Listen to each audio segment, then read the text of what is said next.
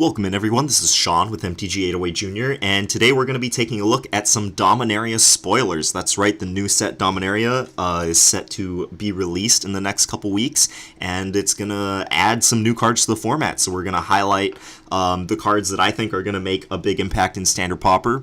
But before we get into that, just want to make sure everyone knows about our upcoming Youth Championship Scholarship Tournament. It's going to be happening May 12th here on the island of Oahu over at Dirtle Zone.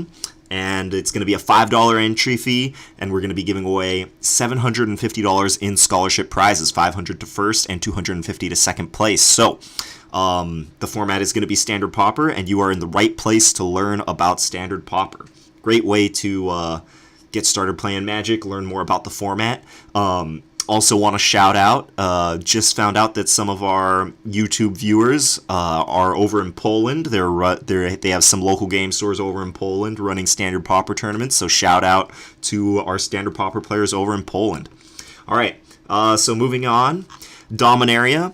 As of recording this video, the full spoiler is set to be released on this coming Friday, so in a couple of days.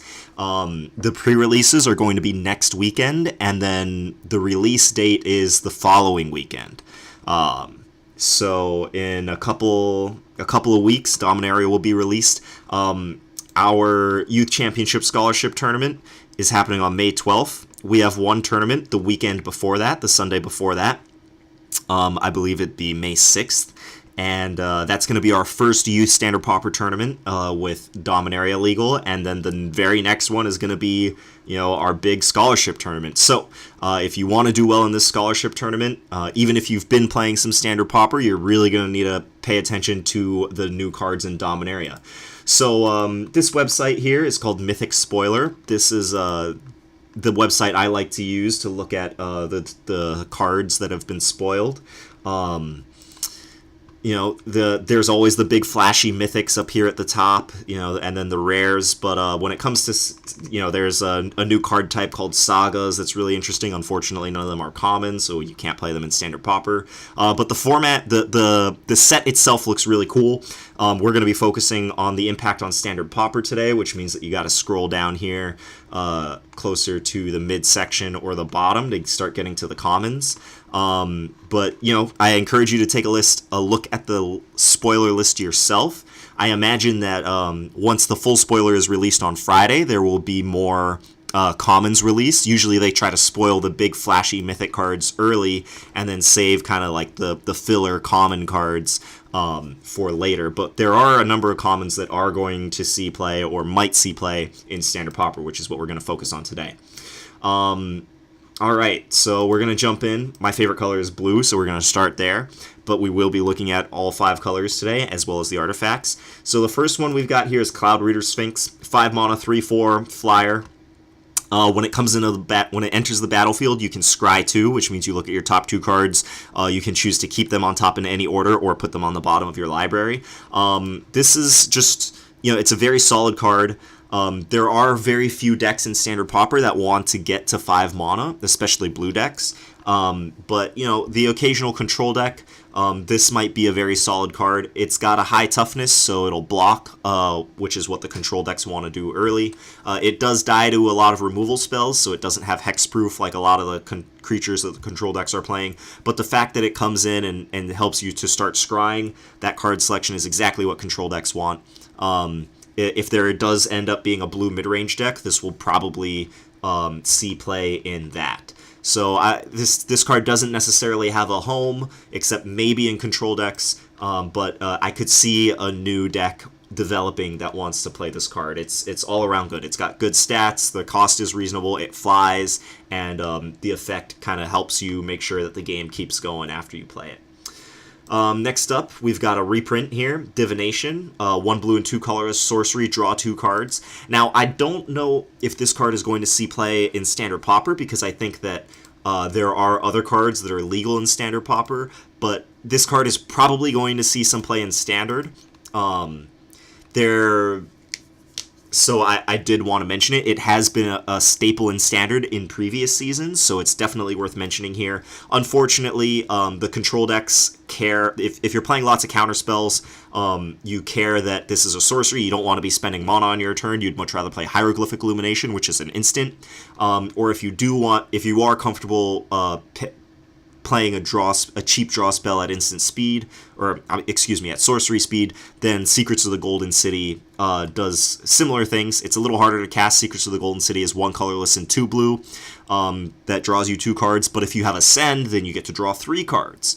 So if you're willing to pay the extra blue mana and the casting costs, Secrets of the Golden City will probably edge out Divination in most decks, but it is worth mentioning.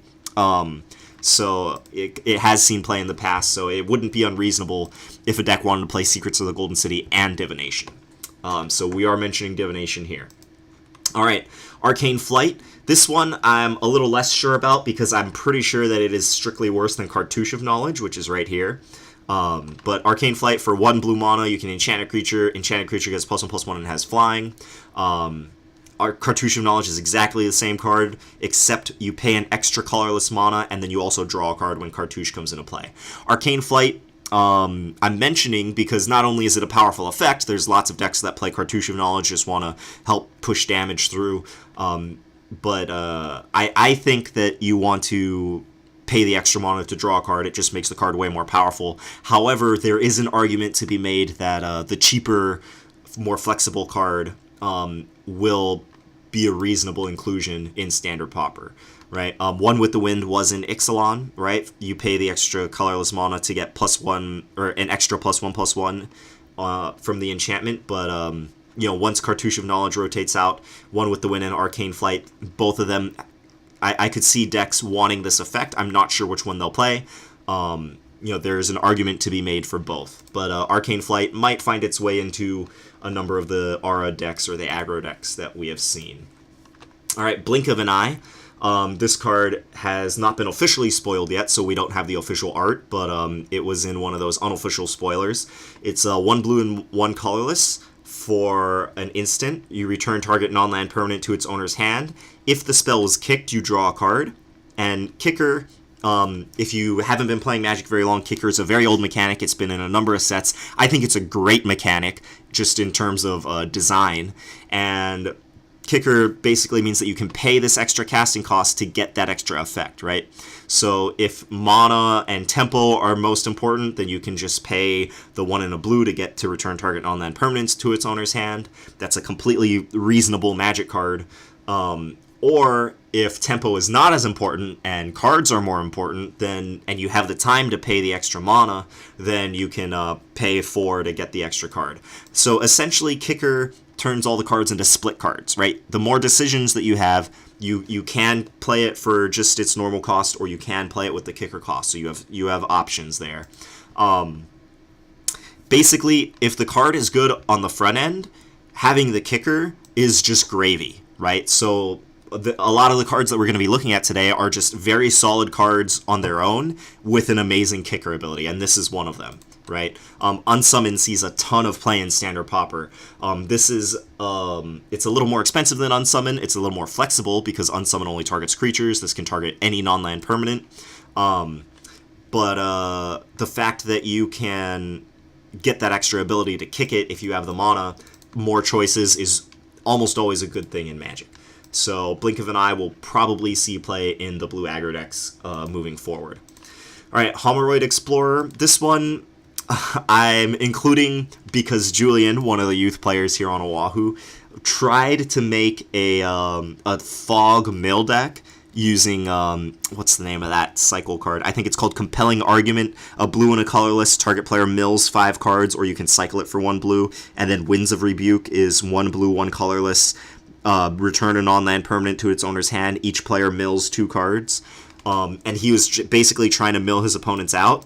And while I gave him an A for effort in terms of, wanting to win the game in cool ways, do something a little bit different from everyone else, it just wasn't a reasonable path to victory, right? There's one other mill card in the set. I think it's a blue and 2 colorless for a 1/4, you can pay 1 blue and tap it and discard a card to mill somebody for 3, right? So even if you drew all of those cards, right, 4 Compelling Argument, that's 20 cards, 4 Winds of Rebuke, that's 8 more cards, so 28 cards, you have to mill your opponent 53 cards minus the number of turns that the game is gone. So drawing all your most powerful mill cards takes you halfway there. If that creature survives, then and you get some activations in, it's going to get you a little bit closer, but you're still really far off. And you're dedicating all these slots in your deck to trying to mill them out instead of slots and mana, right? So you're trying to mill your opponent out, and you're unable to interact with them. So the mill dream in Standard Pauper is pretty far off, but Homeroid Explorer is a good step in that direction. I don't know if it's going to make the deck competitive at all, but I did want to mention it. So 3 colorless, 1 blue for a 3/3, very reasonable stats on a creature. When it enters the battlefield, target player puts the top 4 cards of his or her library into their graveyard. So, you can play this, mill your opponent, move you closer to milling them out. You can trade with a creature if you need to. You can also return this to your hand to replay it, right, with Winds of Rebuke. So the mill archetype is getting closer to being reasonable. I think it's still pretty far off, but I did want to include it. Shout out to Julian for trying to make that mill deck. All right, I think this is the last blue card that we have selected here. Syncopate, this is a reprint. It's seen lots of play in standard format, or in regular standard in the past, so it will definitely make a splash here in Standard Pauper. 1 blue and X, counter target spell unless its controller pays X. If the spell is countered this way, exile it instead of putting it into its owner's graveyard. That second clause about exiling it, I'm not sure how relevant it's going to be. There are some unearthed creatures in Standard Pauper that are relevant, but outside, and some reanimate effects, right, like Wandering Death and Gravedigger. But besides that, that second part of the spell is not going to be that relevant, but the first part of the spell is very relevant, right? At 2 mana, you can basically leave 2 mana up if your opponent tries to tap out and cast a spell, which definitely happens early in the game. This is basically like it's better than cancel in the early game, it's worse than cancel in the late game. And control decks, we've seen them have success in Standard Pauper before. This will definitely just slot right into it. So control decks in Standard Pauper will have Essence Scatter, Syncopate, and Cancel as counterspell options. So definitely expect to see Syncopate. Also, non-control decks, playing Cancel is sometimes a very high cost. So, mid-range decks or aggro decks that wanted counterspell options couldn't really sideboard Cancel. They'd have to settle for Negate or Essence Scatter. But Syncopate might be an option in those decks as well. So keep an eye out for Syncopate. It'll definitely see play in blue decks in Standard Pauper. All right, moving on to black, my second favorite color in the format. Here we have a cheap combat trick / removal spell. If you watched our last video, you know how important cheap instant speed interaction is in this format. So 1 black, instant, target creature gets -1/-1 until end of turn, and you create a 1/1 green Sapperling creature token. So this is very, very similar to Skullduggery in the sense that you get to give a creature that your opponent controls -1/-1 until end of turn, and then you get to add +1/+1 to your side of the board. Skullduggery is, you only get that power toughness boost temporarily on a creature. It permanently sticks around, so that sometimes that's going to be better than Skullduggery, sometimes that's going to be worse, sometimes it's going to be functionally the same. But Skullduggery is a very good card in Standard Pauper. It's going to be competing with Skullduggery for space, but I'd be surprised if this wasn't a consideration in some decks over Skullduggery. For sure. All right, moving on, we've got Divest. This one I'm not as sure about whether it's going to see play or not, but we've seen Duress show up in people's sideboards. Creature spells are much, much more common than non-creature spells in Standard Pauper, so this one might see a little more play. It's 1 black sorcery, target player reveals their hand, you choose an artifact or creature card from it, and that player discards that card. In Standard Pauper, the 1 casting cost artifact equipment are all very good. This will catch them if your opponent doesn't play them before you play this. If they go first and they play it on turn 1, then you won't be able to get it with Divest, but you'll probably still be able to catch a creature. So Divest is a very solid turn 1 play for a deck that might not be playing turn 1 creatures, or you can use it to supplement turn 1 creatures to kind of mess with their curve. So early in the game, this will usually get a card out of their hand. The downside of playing discard spells is that later in the game, your opponent might not have a card in their hand, so you might draw this, they have no cards in their hand, or don't have any creatures in their hand, and this is just a dead card. So, but it's powerful enough that it might see play. So keep it in mind as you're building your black decks. Alright, moving on. We have an aura card for 1 black. Again, 1 black non-creature spell, or 1 mana non-creature spells that have a good impact on the board. Very, very good in Standard Pauper. So for 1 black, Enchantment Aura, Enchanted Creature, it gets +1/+1. And when Enchanted Creature dies, return that card to its owner's hand. Now this card is very similar to Supernatural Stamina, which is 1 black instant. Target creature gets +2/+0 until end of turn. If it dies, return it to the battlefield tapped. So Supernatural Stamina, very good combat trick. This card gives you a permanent bonus, but instead of returning the creature to the battlefield, it returns it to your hand. So similar to Supernatural Stamina, better for long-term investments, not as good for surprise value, obviously, and gaining tempo, right? Supernatural Stamina puts the creature into play, this puts it into your hand, so you have to spend the mana again to get the creature back, where Supernatural Stamina you didn't. But Supernatural Stamina was a 4 of in Kyle's amazing tournament-winning mono black aggro deck, so I would be surprised if this was not a consideration in mono black decks, or just any black decks moving forward. Alright, this is probably the best of the black spoilers that we've seen so far, Vicious Offering. Again, it's a kicker card with a great front half, or unkicked mode, and then an amazing back half, or kicker mode. So 1 black instant, kicker, you can sacrifice a creature, right? And you can do this at instant speed too, so if your creature is going to die, you can cast this spell in response and sacrifice that creature anyway. Alright, so the kicker is sacrifice a creature. Again, kicker, you have the choice to do it or not. You don't have to do it. Target creature gets -2/-2 until end of turn. Even with just that part of the card, that's very similar to Moment of Craving, right? Moment of Craving is 1 black, 1 colorless instant. Target creature gets -2/-2 until end of turn, and you gain 2 life. So this is very similar to Moment of Craving on the front end, but then you also have the flexibility of kicking it, right? If the spell is kicked, that creature gets -5/-5 until end of turn instead. So in a black aggro deck that is playing a bunch of cheap creatures that, might be dying in combat, right, when you attack with them, or, might be outclassed by a larger creature card, you definitely want to play this card instead of Moment of Craving, which arguably should be in black aggro decks anyway, because it just allows you that flexibility, right? Having the potential for flexibility is more important than gaining the 2 life from Moment of Craving. Now, the same is not true for control decks, right? For control decks, when your plan is to play defensive for the majority of the game, that 2 life is very important, and you don't usually have a cheap creature that you want to sacrifice for it. So Vicious Offering probably won't be seeing play in black control decks, but will definitely be seeing play in black aggro decks moving forward. All right, moving on, we've got red. The first one is a reprint, Skirk Prospector. This card was printed for the first time around the time that I started playing Magic, back in Onslaught. So let's see, that was about 2003, 2004, somewhere around there. But it's 1 red for a goblin. And it's a 1/1. It's about what you would expect out of a 1/1, but the ability is very interesting. You can sacrifice a goblin, including itself, to add 1 red to your mana pool. Now, that might... I want to give a warning, because this might be a trap to newer players, right?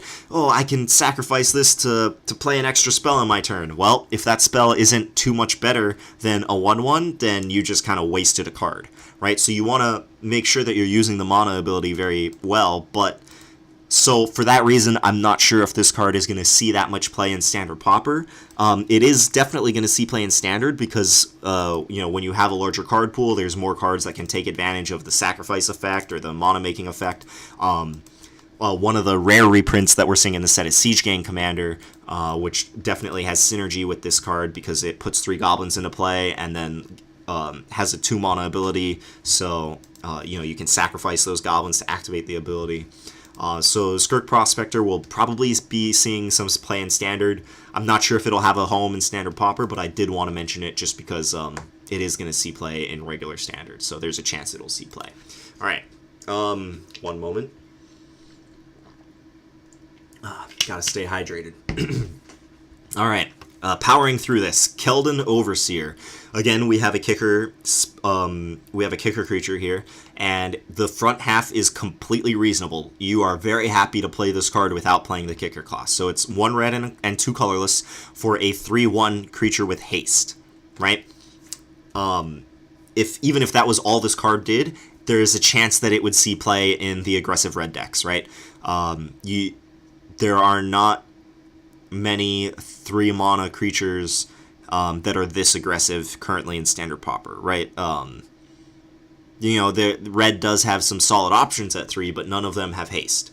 But this creature, and it's unlikely that a red aggro deck will get to 7 mana, but it's not impossible. Sometimes games drag on super long, right? So if you get to 7 mana, you pay the 3 for the casting cost, you pay the 4 for the kicker, 7 total. When Keldon Overseer enters the battlefield, if it was kicked, you gain control of the target creature until end of turn. Untap that creature, it gains haste until end of turn. So we call this a threaten effect, because one of the first cards that kind of had this ability was called Threaten. The most recent form of this card in Standard is called Hijack, right? But this threaten effect, tacked onto an already very solid creature, this is definitely going to see play. So this is a great card. I'd be surprised if this card did not see play in Standard Pauper. This one I'm a little less sure about, because the front half of the creature is a little less exciting. So 1 red for a 3/3, 1 red for a 1/3. If it was a 3/3, it'd be amazing. But 1 red for a 1/3 is not what a lot of decks want to do. If you're a control deck, and you're being attacked real early, you might want to play this just to kind of stem the bleeding, throw out a blocker, de-incentivize them from attacking you. So it's reasonable on the front end, but not exciting. But if you can pay the kicker cost, then this card is great, right? For 6 mana, you get a 1/3, and when it enters the battlefield, if it was kicked, return target instant or sorcery card from your graveyard to your hand. Now, the thing is, by turn 6, if you're playing a deck with lots of spells, you're going to have lots of different options of instants or sorceries in your graveyard. Maybe you're going to get back a counter spell. Maybe you're going to get back a kill spell, right? Maybe you're going to get back a draw spell, right? So whatever you need most in that moment, this card is going to turn into that. So, this card does not necessarily pass the kicker test on the front end, but the back end is just such a unique ability that this effect is not really seen that much in Standard Pauper. The only card that's similar is, I don't remember the name, but it's from Amonkhet. It's 1 blue, 2 colorless for a 2/2. You can pay 1 and sacrifice it to return an instant or sorcery from your graveyard to your hand, right? And that card kind of sees fringe play. Mostly because it combos with Wander and Death to just kind of create a loop. But, this card, I would not be surprised if this card saw play. I'm not sure if it'll see play, but I wanted to mention it here. All right, here. This is quite possibly one of the best. This is going to be one of the best cards in Standard Pauper moving forward. Land of War Elves, this is a reprint. It's an old-time favorite. It's amazing. If you're playing green, you should probably be playing 4 of this card. This card is just amazing. So 1 green for a 1/1, right? Fine stats for a 1/1. Tap it to add a green to your mana pool, right? This is the quintessential thing that green does. It just puts out creatures that are essentially turned into land. So you're paying 1 mana. If this creature lives, it's like you played an extra land on turn 1. Right? And if you don't need that land on turn 1, you can still attack with it. You can still block with it, right? This card is just so flexible. It does exactly what green wants to do, help you play big, beefy creatures, and, it just does it all. So if you're playing a green deck, you probably want to be playing 4 of this card. It's just great. One of the most exciting previews of this set. I'm so excited for this card, not only for Standard Pauper, but for regular Standard as well. All right.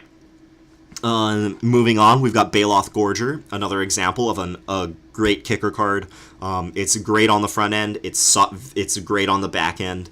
So 2 green, so 4 mana for a 4/4 creature. That's completely solid. Most 4 mana creatures are not 4/4s,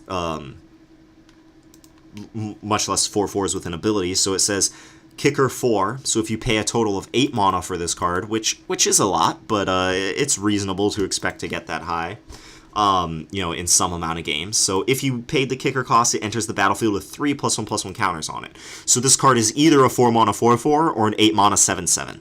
Now, paying 8 mana for a 7/7 is a little more than you'd like to be paying for a 7/7, but the fact that you have the flexibility to choose is just so good, right? Putting this one card in your deck fills out your 4-drop slot, and it potentially fills out your 8-drop slot, right? So this card is probably going to see play in green mid-range decks. Unfortunately, the majority of the green mid-range decks that we've been seeing so far are energy-based mid-range decks, and this card does not synergize that well with energy. It doesn't make energy, it doesn't use energy, so it might be a while before this card finds a home, but especially alongside Llanowar Elves, I think that this card is going to see play. So expect to see this one in the next couple of tournaments. Alright, this card, Corrosive Ooze. 1 green, 1 colorless for a 2/2 creature, so it's a solid body. Nothing exciting for a 2-drop, but this text on this card is really good in Standard Pauper. Whenever Corrosive Ooze blocks or becomes blocked by an equipped creature, destroy all equipment attached to that creature at the end of combat. Now, if you've been following this channel at all, we've talked many times about how Hone Kopesh, Inventor's Goggles, maybe even Pirate's Cutlass are some of the most powerful cards in the format because they're a reusable effect, right? And, if your opponent wants to spend 2 mana to shatter it, right, or, I think the most efficient way to answer it is fragmentize 1 white to kill this those equipments, then not only will they not always have it, but they might not be able to spend that mana to kill your 1 mana spell, right? Whereas this card, I think this will be a very good sideboard card against the equipment decks because you are paying 2 to add to the board, and it also incidentally happens to be a good answer to equipment, right? So you can just treat it as a 2/2 creature, you might trade with their creature, you might just start beating them down, and then if they have an equipment in play, then you can start valuing this guy accordingly. If you have this guy back as a blocker, they can't really attack you with a creature with Hone Kopesh on it, right? Otherwise, you're probably going to get a 2-for-1. So Corrosive Ooze is going to be a great sideboard card moving forward. Keep this one in mind. Alright. Gift of Growth. This is another kicker card that's amazing. It's fine on the front end. Having the flexibility on the back end is great. So 1 green, 1 colorless instant. Untap target creature, it gets +2/+2 until end of turn. You can pay an extra 2 colorless to kick it, and if the spell was kicked, that creature gets +4/+4 until end of turn instead. So Aiden's blue-green Merfolk deck that he's just been crushing tournaments with, he has been playing Gift of Strength, which is 1 green, 1 colorless for target creature gets +3/+3 and reach until end of turn. The reach has come up occasionally as being relevant. Excuse me. Occasionally, but I think that untapping the creature will be just as relevant, if not more relevant, right? Because it lets you make an attack if they don't want to block your creature because they're afraid of a combat trick, and decide to just start racing you with their creatures anyway, then you can still get them with your combat trick by untapping your creature. So for 1 green and 1 colorless, +2/+2 and untapping your creature is completely reasonable. Paying 4 for +4/+4 and untapping it might be a little bit expensive, but you have that flexibility to kind of decide how you want to use your mana. So this might be worse than Gift of Strength, but I would be surprised if people didn't at least consider it in similar spots, right? Tegan's blue-green aggro deck was also playing Gift of Strength, so Gift of Growth might fill that slot. All right, moving through green. Green just has a whole bunch of really good flexible kicker cards. So this one, I'm not sure if it'll have a home, but it's very solid on the front. It's super sweet on the back. 1 green and 1 colorless, sorcery, create 2 1/1 green Sapperling creature tokens. If you paid the kicker cost, which is an extra 4, so 6 total, if the spell is kicked, create 4 of those tokens instead, right? So you want to play a card like this in a deck that's going to be able to take advantage of tokens, right? We made a mono white tokens list You can check out our video on that to kind of understand the philosophy behind wanting to play a token deck, right? You want to be playing cards that reward you for having multiple creatures in play, so cards that say like all creatures do this or do something based on the number of creatures you have in play, which I'm not sure if there's many payoffs for that in green, but so I don't know if this card is going to have a home, but it does what it does very efficiently, and having the flexibility to kick it if you're a little mana flooded is just great. So this card doesn't necessarily have a clear home right now, but keep this one on your radar as potentially, finding a home for it. All right, I think this is our last green card on our list, Adventurous Impulse. For 1 green sorcery, look at the top 3 cards of your library. You may reveal a creature or land card from among them and put it into your hand. Put the rest on the bottom of your library in any order. Now, green has a lot of cards that are very similar to this, where you pay 1 green to kind of help smooth your deck over. Attune with Aether is one example, right? 1 green to search your deck for a basic land card, put it in your hand, and then you get 2 energy. Commune with Dinosaurs is another example. 1 green, look at your top 5 cards, get a land card or a dinosaur card from among them and put them into your hand. But those cards are a little restrictive in terms of what decks you want to put them into. Obviously, Commune with Dinosaurs, you can only put into a deck that has a good number of dinosaurs in it. Attune with Aether, it's a fine card even if you don't have energy payoffs, but it turns into an amazing card if you do have energy payoffs in your deck. Side note, Attune with Aether is not banned in Standard Pauper as far as I'm concerned. All the reasons it's banned in Standard do not apply at all in Standard Pauper.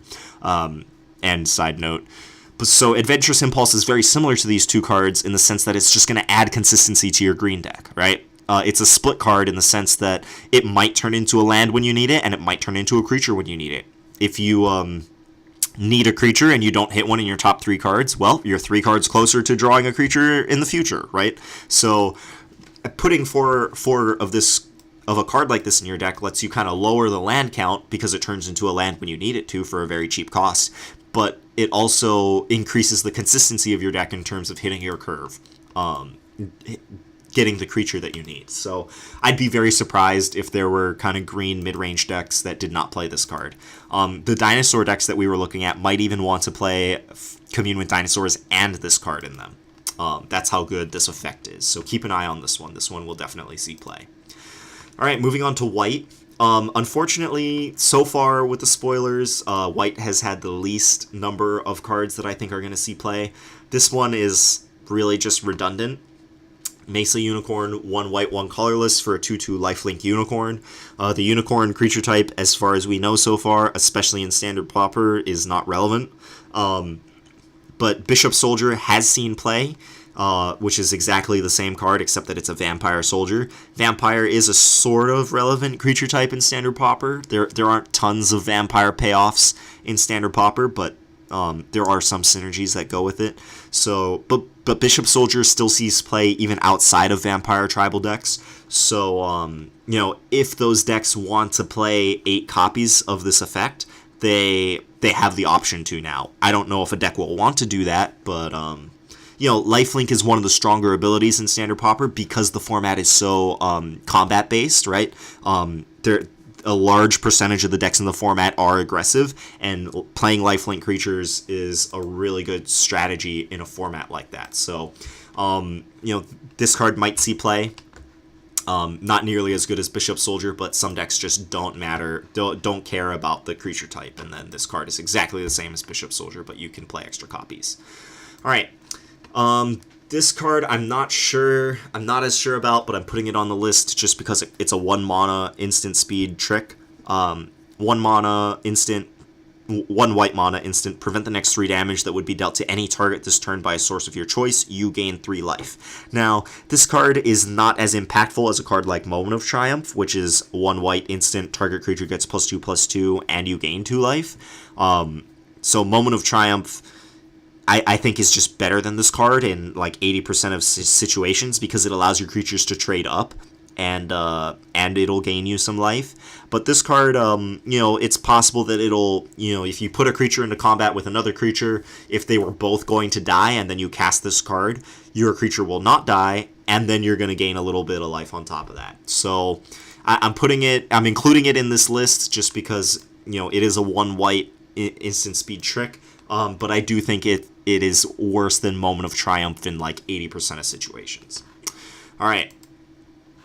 The last 2 cards that we've got here are both artifacts. So Skittering Surveyor is a 3 mana 1/2. When it enters the battlefield, you may search your library for a basic land card, reveal it, and put it into your hand, then shuffle your library. This card might see some play in Control, right? Control decks want to get to 7, 8 land drops, but they have to play a very high land count in order to do that. Usually they play draw spells to kind of help make sure they hit their land drops. But, this card is basically, it's going to be a 1/2 body. It might make a chump block, which will gain you a little bit of life. It might even trade with something, which means that you'll get a 2-for-1, right? You get your land, and you get to take their 1 toughness creature off the board. So, it's not the most powerful card, but I can see a control deck wanting to play a card like this. Yeah. Pilgrim's Eye saw some play in Standard. Unfortunately, Pilgrim's Eye, which is a very similar card to Skittering Surveyor, it had same casting cost, 1 less toughness, but it had flying. But Pilgrim's Eye saw play in Standard mostly because it was an artifact creature, which counted for Delirium, which counted card types, so it counted as 2 card types. Skittering Surveyor is not in a format where Delirium is legal, so, I'm not that sure that this one will see play, but it's similar to cards that have seen play in the past, so we want to be aware of them, keep them on your radar. Alright, the last card that we're going to take a look at here is Sparring Construct. 1 colorless for a 1/1 artifact creature. When Sparring Construct dies, put a +1/+1 counter on target creature you control. Now, any aggro deck can put this in their deck, and it's going to be a very reasonable creature. So, your mono-white aggro deck, if you just want to up your 1-drop count, this is a fine option. Your mono-red aggro deck, same thing. Mono-black, same thing. You can put the +1/+1 counter onto any creature. So as long as you're playing a lot of other creatures, this card is probably going to be fine. Even if you're just chump blocking something and then putting the counter to make something else bigger, that's fine. It's not great. It's solid, but it's not great. But the reason that I'm including it on this list is specifically because of Built to Smash. So Built to Smash is a 1 red instant from Kaladesh. Target creature gets +3/+3 until end of turn. If it was an artifact creature, it also gets trample. So some of the kids earlier in the tournament series, they saw Built to Smash. They correctly identified it as a very powerful card, right? 1 mana for target attacking creature gets +3/+3. That's great. It's going to help your little dudes trade up in combat all the time. Or if they don't block, you'll just get 3 damage in for 1 mana, which is a great mana rate. You usually don't want to spend 1 card to deal 3 damage to them unless it's going to kill them, though. But that's another story. But some people building more than 1 student, independent, at least I think independently, they weren't coordinating with each other. More than 1 student built red aggro decks playing Built to Smash, and they played, what's the name of that card? It's the Black Automaton from Kaladesh, where it's 1 black for a 1/1, and you can pay a black and a colorless to give it +1/+1 until end of turn. So they didn't even have swamps in their deck to be able to activate the ability, but they just wanted a 1 mana play that was an artifact that they could cast Built to Smash on and give it trample. I was usually able to convince these students that that's probably not that great of an idea. Paying 1 mana for a 1/1 if it's not going to do anything else in your deck is not that great, but I understand the sentiment behind wanting to make Built to Smash, which is an already powerful card, wanting to make it even better with your other card choices in your deck. So this card fits that build perfectly, right? It's a 1 mana 1/1 artifact that you can play in your aggro deck. It might get in for some damage early. If it dies in combat, you're gonna pump up a different creature. You might even pump up a vehicle, right? This will crew Skyskiff. You can put the counter on Skyskiff. All of that great stuff. And it has synergy with Built to Smash. So keep this one in mind for sure. I don't think it belongs in every aggro deck, right? Most aggro decks have better options than this on 1. But if you want to add 1-drops to your aggro deck, this is an option. All right. So that's it with the spoilers so far. As I said, this Friday, let's see, I'm recording this video on Tuesday, so I should be posting it tonight. So in the next 4 days or so, we're gonna we're gonna be seeing more the complete spoilers for the set. If we see a ton more, I'll do another video of all the ones that I didn't cover in today's video, if more get spoiled. But, you know, be keeping an eye out on the spoilers. Spoiler season is tons of fun. You know, just seeing all the new cards that are going to be played. And, you know, I highly suggest you go check out the spoilers for yourself. Even outside of Standard Pauper, just looking at all the cool mythics and the rares, all the new cards, right? The new series of cards, right? The sagas, all that is super cool. And I didn't go over every single common that's been spoiled so far, so if you see a common that's on the list that I didn't include, but you think it's going to be awesome, you know, let me know in the comments. I'd love to hear your opinions. I think I touched on all the ones that I was close about, but there were some that I was like, maybe, but probably not. Yeah, so let me know what you think in the comments, and let me know what cards from Dominaria that you're most excited to brew with for Standard Pauper. So would love to hear from you guys. Let me know what you think. What decks are you most excited about playing in Dominaria Standard Pauper? And yeah, hope you enjoyed the video, and I'll catch you next time. Enjoy brewing, and enjoy spoiler season. Peace. Thanks for stopping by.